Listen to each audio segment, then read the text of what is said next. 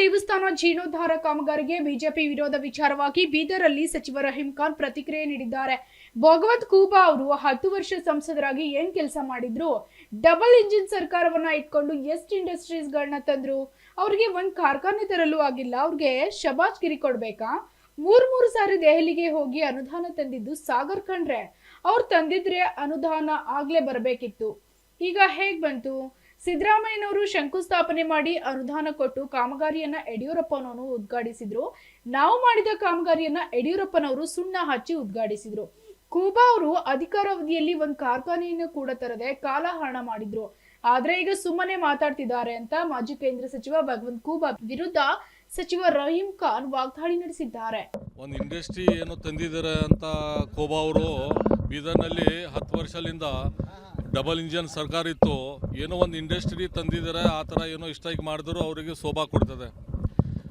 ನಾವು 100 ಕೋಟಿದು ಕೆಲಸ ಮಾಡಿದ್ದೆವು, ಹಾಸ್ಪಿಟಲ್ ಮಾಡಿದ್ದೆವು, DC ಆಫೀಸಿಗೆ 100 ಕೋಟಿದು ನಡೀಲಿರ್ತದೆ. ಅದು ಬ್ಯಾನರ್ ಯಾರೋ ಕಾರ್ಯಕರ್ತ ಹಾಕಿದ್ದಾರೆ, ಒಂದು ಇಂಡಸ್ಟ್ರಿ ತಂದಿಲ್ಲ. ಏನೋ ಇಂಡಸ್ಟ್ರಿ ತಂದಿದ್ದಾರೆ, ಅವ್ರಿಗೆ ಏನೋ ಶಬಾಷಿ ಕೊಡ್ಬೇಕು. ಏನೋ ದೇವಸ್ಥಾನ ಸಾಗರ್ ಅವ್ರು ತಂದಿದ್ದಾರೆ 3 ಸಲ. ಅವ್ರು ತರಬೇಕಂದ್ರೆ ಈಗ ಅವ್ರ ಪೀರಿಯಡ್ನಲ್ಲಿ ತರಬೇಕಂದ್ರೆ ಅವಾಗೆ ತರಬೇಕಿತ್ತು, ಅವಾಗೆ ತಂದಿಲ್ಲ.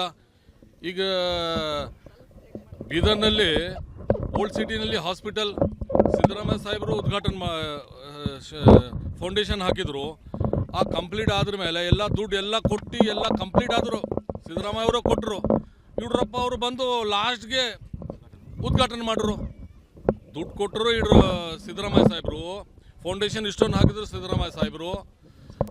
ನಮ್ಮ ಸರ್ಕಾರ ಇತ್ತು, ಲಾಸ್ಟ್ ಕಂಪ್ಲೀಟ್ ಆದ್ರ ಮೇಲೆ ಲಾಸ್ಟ್ ಮೂಮೆಂಟ್ನಲ್ಲಿ ನಾನು 2-3 ಸಲ ಉದ್ಘಾಟನೆ ಮಾಡಾರಿ ಅಂತ ಆವಾಗ ನಮ್ಮ ಬಂಡಪ್ಪ ಸಾಹೇಬರು ಇನ್ಚಾರ್ಜ್ ಮಿನಿಸ್ಟರ್ ಇದ್ದರು. ಅದು ಲೇಟ್ ಆಯ್ತು 6 ಮಂತ್. ಆವಾಗ BJP ಗೌರ್ಮೆಂಟ್ ಬಂದರು, ಬರೀ ಚುನ್ನ ಹೊಡೆದು ಯಡಿಯೂರಪ್ಪ ಅವರು ಉದ್ಘಾಟನೆ ಮಾಡಿದ್ರು. ಏನು ಬೀದರ್ನಲ್ಲಿ 2-3 ಇಂಡಸ್ಟ್ರಿ ಬರಬೇಕಿತ್ತು, double engine. Bureau report, SSV news, Bidar.